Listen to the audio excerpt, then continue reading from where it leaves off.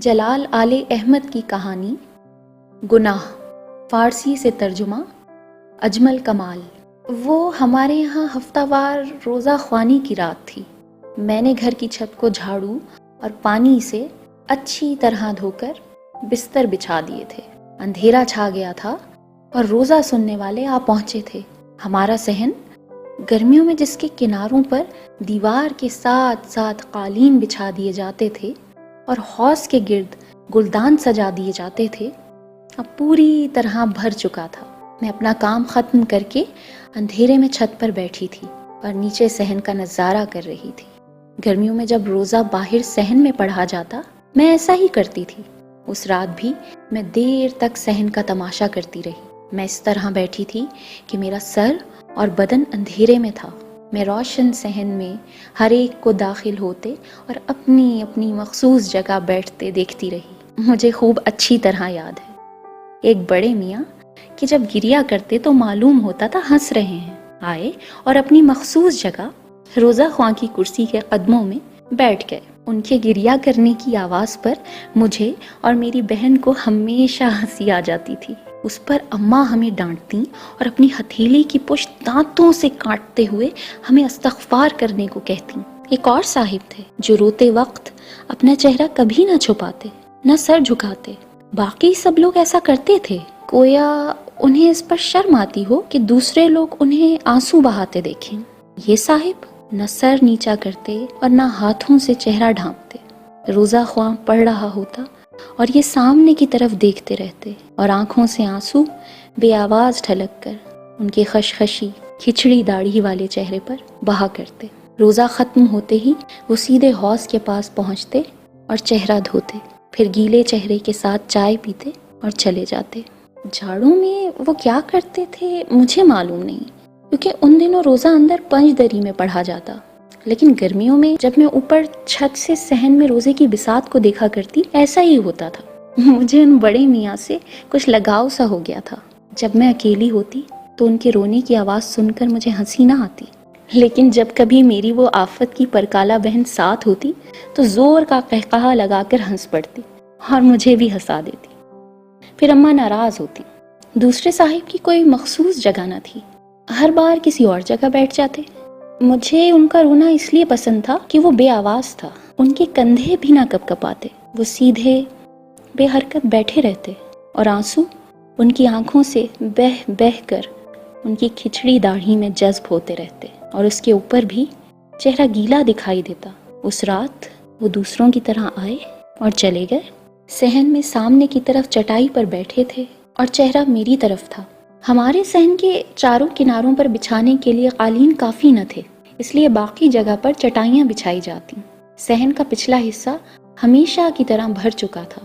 بابا کے دوست سب دالان میں بیٹھے تھے۔ پانی پلانے والا ملازم گلدانوں کے پیچھے اندھیرے میں کھڑا نماز پڑھ رہا تھا اور مجھے صرف اس کے نماز پڑھنے کی اونچی آواز سنائی دے رہی تھی۔ میرا کتنا جی کرتا تھا کہ اونچی آواز میں نماز پڑھوں۔ کیسی عجیب خواہش تھی۔ جس وقت سے میں نے نماز پڑھنا سیکھا تھا، اچھی طرح یاد ہے، یہ خواہش ہمیشہ اسی طرح میرے دل میں رہی تھی اور کبھی خیال نہ تھا کہ یہ کبھی عملی صورت اختیار کر سکے گی۔ کر بھی نہیں سکی۔ ایک لڑکی کے لیے، عورت کے لیے جسے اونچی آواز میں نماز پڑھنا منع ہے، اس خواہش پر عمل کرنا کیوں کر ممکن تھا؟ تو میں کہہ رہی تھی، اس رات دیر تک صحن میں روزہ خوانی کا نظارہ کرتی رہی اور بعد میں جب بابا نماز پڑھ کر مسجد سے لوٹے تو جلدی سے منڈیر سے ہٹ کر کھڑی ہو گئی۔ اب نیچے جھانک کر دیکھنا ضروری نہ تھا کہ کیا ہو رہا ہے اور لوگ کیا کر رہے ہیں۔ میں نے بابا کو واپس آتے ہوئے دیکھا نہیں۔ ان کے جوتوں کی آواز گلی سے دالان میں داخل ہوتی سنائی دی اور پھر ان کی چپلوں کی شڑاپ شڑاپ دالان کی سلوں پر پڑی اور مجھے پتہ چل گیا۔ ان کے پیچھے پیچھے اینٹوں کے فرش پر کچھ اور لوگوں کے قدموں کی چاپ بھی میں نے سنی۔ یہ بابا کی مسجد کے مؤذن اور ان کے مرید تھے جو ان کے ساتھ مسجد سے لوٹے تھے۔ مجھے معلوم تھا کہ بابا اب اپنے جوتے دیوار کے ساتھ کونے میں رکھ دیں گے اور اپنے چھوٹے ترکمانی قالین پر کچھ دیر کھڑے رہیں گے اور سب لوگ جو صحن میں اور کمرے میں بیٹھے چائے اور حقہ پی رہے ہیں ان کے احترام میں کھڑے ہو جائیں گے اور پھر سب ایک ساتھ بیٹھیں گے۔ یہ سب کچھ دیکھنا ضروری نہ تھا، مجھے پہلے سے معلوم تھا گرمیاں ختم ہو رہی تھیں، اور شاید یہ گرمیوں کا تیسرا موسم تھا جب میں ہر روزہ خوانی کی رات چھت پر بستر بچھانے کے بعد منڈیر پر سے صحن کا نظارہ کرتی تھی۔ اماں نے 2-1 بار مجھے بے خبری میں پکڑا تھا۔ جس وقت میں تماشا دیکھنے میں محو تھی، وہ دبے پاؤں سیڑھیاں چڑھ کر میرے پیچھے آ کر کھڑی ہو گئیں اور آہستہ سے مجھے پکارا۔ میں ڈر اور شرم کے مارے وہاں سے بھاگ کھڑی ہوئی، پھر خاموشی سے اماں کے سامنے کھڑے ہو کر دل میں عہد کیا کہ اب کبھی چھت کی منڈیر کے نزدیک نہیں جاؤں گی۔ لیکن ایسا کیوں کر ہو سکتا تھا؟ آخر کسی 12-13 سال کی لڑکی کے لیے، جیسا کہ میں اس وقت تھی، ان باتوں پر کان دھرنا کہاں ممکن تھا؟ خیر، میں کہہ رہی تھی، بابا کے آتے ہی میں منڈیر سے ہٹ کر بستروں کے پاس آ گئی۔ اچھی بات یہ تھی کہ بابا کو اب تک نہیں معلوم تھا کہ میں روزی والی رات کو چھت کی منڈیر سے مردوں کو دیکھا کرتی ہوں۔ اگر انہیں معلوم ہو جاتا تو بہت برا ہوتا۔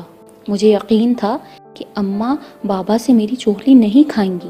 ہماری اماں بہت نرم دل تھیں، انہوں نے کبھی بھی ہماری شکایت نہیں کی، ہمیشہ ہماری طرفداری کی، اور وہ ہمارے لیے نماز کی نئی چادریں خریدنے پر بابا سے بحث تکرار بھی کرتی تھیں۔ مجھے اچھی طرح یاد ہے، بستر بچھے ہوئے تھے، رات کے وقت موسم ٹھنڈا ہو گیا تھا، اور جب میں اپنے گدے پر، جو کہ اکیلے میرا نہیں تھا بلکہ میری 7 سال کی بہن بھی اس پر میرے ساتھ سوتی تھی، بیٹھی تو دیکھا کہ وہ بہت ٹھنڈا ہے۔ مجھے سب کچھ کتنی اچھی طرح یاد ہے۔ کس نے دیکھا ہے کہ آدمی کو جو چیز دل سے پسند ہو اور اسے یاد رکھنا چاہے، وہ اسے جلدی سے فراموش ہو جائے؟ لیکن بعض چھوٹی چھوٹی چیزیں بھی ایسی یادداشت میں بیٹھ جاتی ہیں کہ کبھی محو نہیں ہوتی۔ اس رات کی ایک ایک بات مجھے اچھی طرح یاد ہے۔ یہ بھی یاد ہے کہ پڑوس والوں کی لڑکی پر، جو اپنی چھت پر بستر بچھانے آئی تھی اور منڈیر کے پاس آ کر مجھے آوازیں دے رہی تھی، میں نے کوئی توجہ نہ دی۔ میں سوتی بن گئی اور اسے کچھ جواب نہ دیا۔ مجھے خود بھی نہیں معلوم کہ میں نے ایسا کیوں کیا، لیکن بستر اس قدر ٹھنڈا لگ رہا تھا کہ میں وہاں سے ہٹنا نہیں چاہتی تھی۔ جب وہ لڑکی نیچے چلی گئی، تب میں بستر پر اٹھ کر بیٹھ گئی۔ پتہ نہیں میں کیا سوچ رہی تھی، لیکن اچانک ایک بات میرے ذہن میں آئی۔ مجھے سوجی کہ آہستہ سے جا کر بابا کے بستر پر لیٹ جاؤں، جیسا کہ میری بہت دنوں سے خواہش تھی۔ یہ آرزو کرنے کی مجھے اب تک جرت نہ ہوئی تھی کہ ان کے بستر پر سو جاؤں، صرف وہاں لیٹنا چاہتی تھی۔ بابا کا بستر چھت پر دوسری جانب الگ بچھایا جاتا تھا۔ میں اور دوسرے بچے اماں کے ساتھ اس طرف سوتے تھے، اور مجھ سے 2 سال بڑے بھائی کا بستر اس قطار میں سب سے آخر میں بچھتا تھا۔ جو ہی یہ خیال میرے ذہن میں آیا، ہمیشہ کی طرح پہلے مجھے خود پر بڑی شرم آئی، اور میں نے بابا کے بستر کی طرف سے نظریں پھیر لیں۔ اس کے بعد مجھے اچھی طرح یاد ہے کہ کچھ دیر آسمان کو تکتی رہی۔ 2 ستارے ٹوٹ کر گرتے سے دکھائی دیے، لیکن ایسا ہوا نہیں۔ میں اٹھی اور آہستہ آہستہ جھک کر، تاکہ میرا سر صحن کی روشنی میں دکھائی نہ دے جائے، اس طرف گئی اور جا کر بابا کے بستر کے پاس کھڑی ہو گئی۔ صرف ان کے بستر پر چادر بچھتی تھی۔ مجھے سب اچھی طرح یاد ہے۔ ہر رات بستر بچھاتے وقت جب میں ان کے گدے کو جھاڑتی اور ان کے سرہانے تکیہ جماتی اور لحاف تہہ کر کے پائنتی کی طرف رکھتی، تو ایک بڑی سی سفید چادر بھی ہوتی، جسے میں ان سب چیزوں کے اوپر بچھاتی اور ہاتھوں سے اس کی سلوٹیں دور کرتی۔ اندھیرے میں بھی ان کے بستر کی سفید چادر صاف دکھائی دیتی، اور ہر رات یہی خیال میرے ذہن میں آتا۔ ہر رات یہ خواہش پیدا ہوتی کہ چند منٹ کے لیے، صرف آدھے گھنٹے کے لیے اس پر لیٹ جاؤں، خاص طور پر چاندنی راتوں میں، 14ویں کی رات کو، جب چادر زیادہ سفید، بالکل برف جیسی دکھائی دے رہی ہوتی۔ یہ خیال مجھے اس قدر اذیت پہنچاتا تھا، لیکن اس رات سے پہلے میں نے ایسا کرنے کی جرت نہ کی تھی۔ معلوم نہیں یہ کیا تھا، مجھے دیکھنے والا وہاں کوئی ہی نہ تھا۔ اگر ہوتا بھی تو مجھے نہیں معلوم اس میں کیا غلط بات تھی، لیکن جب بھی یہ خیال ذہن میں آتا، میں بے چین ہو جاتی، چہرہ سلگ اٹھتا، ہونٹ جلنے لگتے، پسینہ آ جاتا، اور ایسا محسوس ہوتا کہ ابھی گر پڑوں گی۔ میں کچھ دیر 2 دلے پن سے کھڑی رہی، پھر خود کو سنبھال کر بھاگتی اور اپنے گدے پر آ کر پڑ جاتی۔ ایک رات مجھے یاد ہے میں خوب روئی بھی تھی۔ بعد میں ایسا کرنے پر خود پر ہنسی بھی آئی، اور میں نے اس بات کا چھوٹی بہن سے بھی تذکرہ نہ کیا، لیکن اس رات کا رونا کیسی ہنسی کی بات تھی۔ میں نے خود کو اپنے بستر پر گرا دیا اور روتی رہی۔ پھر نیند اور بیداری کے درمیان ہی تھی کہ بہن نے اوپر آ کر مجھے پکارا اور کہا کہ کھانا ٹھنڈا ہو رہا ہے۔ اس رات بھی جب میرے ذہن میں یہ خیال آیا تو مجھے ہمیشہ کی طرح بہت بے چینی ہوئی۔ بابا کے بستر کی سفید چادر مجھے خواب میں بھی دکھائی دیتی تھی، لیکن کیا مجھ میں اس کے پاس جانے کی ہمت تھی؟ لیکن اس رات پتہ نہیں کیسے مجھ میں ہمت آ گئی۔ دیر تک ان کے بستر کے پاس کھڑی سفید چادر اور گدے کو تکتی رہی، اور پھر اچانک پتہ نہیں کیا ہوا کہ میں نے اپنے دل کو گویا سمندر میں ڈال دیا اور خود کو بابا کے بستر پر گرا دیا۔ چادر بہت ٹھنڈی تھی اور میری پیٹھ کو پیروں تک اس قدر ٹھنڈک پہنچی کہ آج تک اس کے خیال سے لطف آتا ہے۔ شاید اس ٹھنڈک کی ایک وجہ یہ بھی تھی کہ مجھے ڈر لگ رہا تھا، لیکن چہرہ سلگ رہا تھا اور دل اتنے زور زور سے دھڑک رہا تھا جیسے کسی نامحرم نے مجھے دیکھ لیا ہو، جیسے بالوں میں کنگھی کرتے ہوئے بابا کمرے میں آ جائیں اور میں شرم کے مارے گھبرا کر بھاگ کھڑی ہوں۔ اس وقت کی طرح آج بھی مجھے بعض چیزوں پر ایسے ہی شرم اور گھبراہٹ محسوس ہوتی ہے، لیکن اس وقت میری شرم زیادہ دیر تک نہ رہی۔ میری پیٹھ رفتہ رفتہ گرم ہو گئی، پسینہ خشک ہو گیا اور چہرے کی جلن بھی دور ہو گئی، اور بابا کے بستر پر لیٹے لیٹے میری آنکھ لگ گئی۔ بھائی مدرسے چلا جاتا تھا تو میں گھر کے کاموں میں اماں کا ہاتھ بٹاتی تھی۔ دن بھر کے کام کاج اور بستر بچھانے کی تھکن ایسی تھی کہ پتہ نہیں کس طرح مجھ پر اتنی شیطانی نیند سوار ہو گئی۔ اب بھی جب اس رات کا خیال آئے تو شرم سے پانی پانی ہو جاتی اور رونگٹے کھڑے ہو جاتے ہیں۔ میری سمجھ میں نہیں آتا کہ وہ سب ہوا کیسے۔ جب آنکھ کھلی تو پایا کہ بابا کی دلائی سینے تک مجھے ڈھانپے ہوئے ہے اور برابر میں جیسے کوئی سو رہا ہے۔ ہائے، کوئی نہیں جان سکتا کہ میری کیا حالت ہوئی۔ خدایا، میں نے آہستہ سے پھر جلدی سے کروٹ بدلنے کی کوشش کی، لیکن جلد ہی سر سے پیر تک پسینے میں تر ہو گئی اور ہلنا جلنا بند کر دیا۔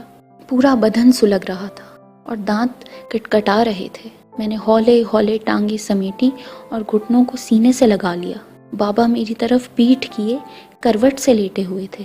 انہوں نے اپنا ہاتھ سر کے نیچے رکھ رکھا تھا اور چلم پی رہے تھے۔ چونکہ میں کروٹ نہیں لے سکتی تھی، مجھے ان کے سر کے اوپر چلم کا دھواں اٹھتا دکھائی دے رہا تھا۔ صحن میں روزہ خوانی کے لیے جلائی گئی بتیاں بجھ چکی تھیں۔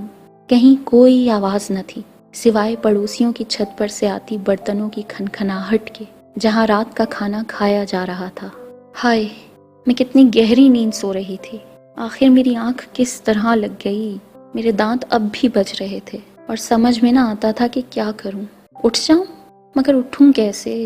اسی طرح سو جاؤں، مگر بابا کے برابر میں لیٹ کر کیسے سوؤں؟ میں چاہتی تھی کہ چھت پھٹ جائے اور مجھے اپنے ساتھ نیچے لے جائے۔ اوف، میری کیسی بری حالت ہو رہی تھی۔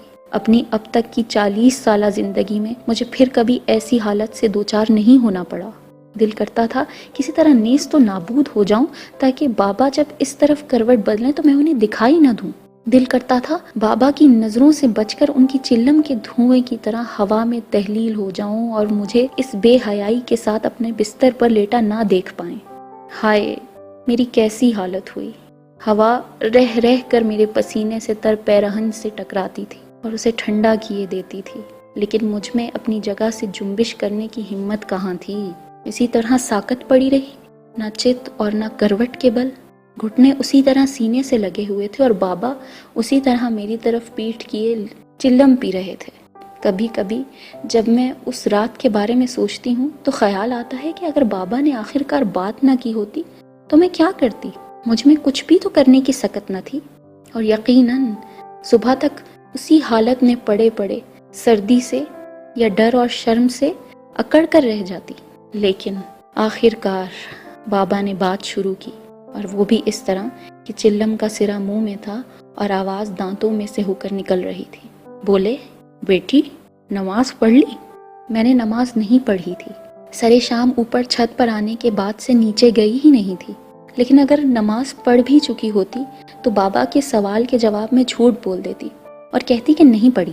آخر یہی راہ فرار تھی جس کے ذریعے اس حالت سے نجات پا سکتی تھی، لیکن شرم اور ڈر کے مارے اس قدر بے حال تھی کہ پہلے تو میری سمجھ ہی میں نہ آیا کہ میں نے بابا کو کیا جواب دیا۔ بعد میں سوچنے پر یاد آیا جیسے میں نے جواب میں کہا ہو کہ ہاں بابا پڑھ لی، لیکن آخر اسی سوال جواب سے مجھے موقع ملا کہ پلک جھپکتے میں کھڑی ہو گئی، اپنی چپلیں ہاتھ میں لیں اور تیزی سے سیڑھیاں اتر گئی۔ بابا کے سوال نے جیسے مجھے اٹھا کر کھڑا کر دیا۔ جب نیچے ایوان میں آئی تو اماں میرا مہتابی زرد چہرہ دیکھ کر گھبرا گئیں، پوچھنے لگیں تمہارا رنگ کیوں اڑا ہوا ہے؟ مجھے اچھی طرح یاد ہے کہ جب میں نے انہیں پوری بات بتائی تو انہوں نے تیزی سے میری طرف سے چہرہ پھیر لیا اور باہر جاتے ہوئے بولیں ٹھیک ہے بیٹی، کوئی گناہ کبیرہ تو نہیں کیا تم نے، لیکن میں کھانا کھانے اور نماز پڑھنے کے دوران اسی فکر میں رہی اور خود سے اور ہر چیز سے شرماتی رہی، جیسے کوئی گناہ کر بیٹھی ہوں۔ گناہ کبیرہ، جیسے بابا کا بستر کوئی نامحرم مرد تھا جس نے مجھے دیکھ لیا۔ اس وقت میرے ذہن میں اس بات کا یہی مطلب آتا تھا، لیکن اب سوچتی ہوں تو خیال آتا ہے کہ اس وقت جو خجالت مجھے محسوس ہو رہی تھی وہ اس عورت کی سی تھی جو کسی نامحرم مرد کے پہلو میں سو گئی ہو۔ خیر، اس سب کے بعد میں دوبارہ چھت پر گئی اور چپکے سے اپنے بستر پر سر تک لحاف اوڑھ کر لیٹ گئی۔ مجھے اچھی طرح یاد ہے اماں بابا کے پاس بیٹھی تھیں اور کہہ رہی تھیں تو آپ کو کچھ پتا ہی نہیں کہ آپ کی بیٹی کس قدر گھبرا گئی تھی، وہ تو سمجھتی ہے اس سے کوئی بڑا گناہ سرزد ہو گیا ہے۔ بابا نہ ہنسے اور نہ کچھ بولے، صرف ان کے چلم کے لمبے لمبے کش لینے کی آواز آتی رہی، یہاں تک میری آنکھ لگ گئی۔